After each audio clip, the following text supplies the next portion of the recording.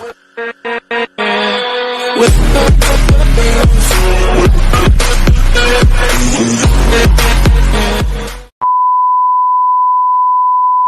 gitna ko naman ilalagay yung alas.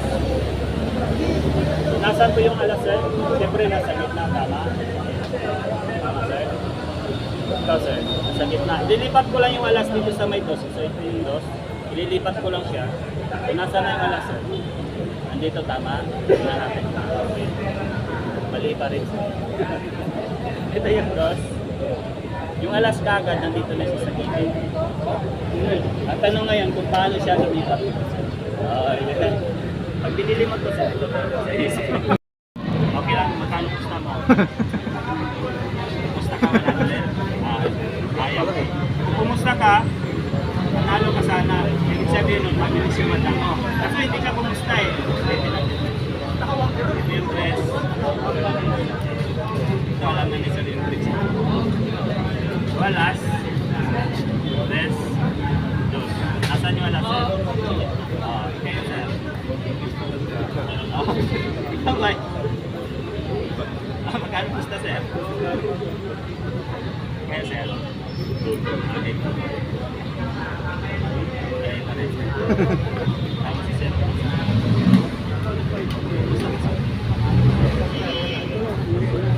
Kasi 52 cards siya. Wala ko na isa. Close ko lang.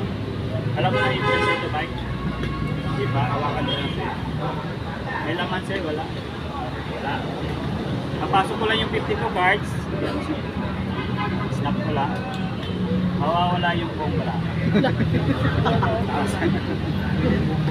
Sir, 52 cards kaya yun. Yan po sir. Buong pala ako na. Oo, diba sir? 52 cards. Ulitin mo yung una. Sir, pakihawak. Diyan pa po. Oo, guys. 52 cards na. Ang tanong, bay, baka nasana yun, ba't nawala? Siyempre sir, nasa loob lang yan. Wala siya makikita. Sa ilalo. Wala. Wala talaga. Check ko lang siya. Diyan na siya. Sa ilalo. Sa ilalo. Video lang siya natin. Parang yan. Pero ito sir, madali lang. I-transfer ko lang. Yun, nandito yung coins niya.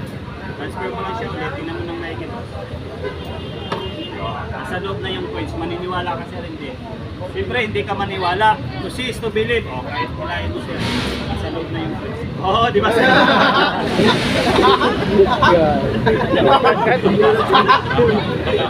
Tara ba, bakit kaya gagamba pa? Yan